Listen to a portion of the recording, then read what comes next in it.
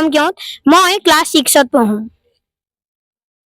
তোৰে মোৰে আলোকৰে যাত্ৰা অব্যৰ্থ অব্যৰ্থ, আমি পালো জীৱনৰ অৰ্থ অভিনৱ।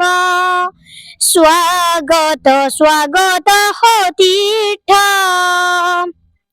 স্বাগত স্বাগত সতীৰ্থ, তোৰে মোৰে আলোকৰে যাত্ৰা অব্যৰ্থ অব্যৰ্থ, আমি পালো জীৱনৰ অৰ্থ অভিনৱ।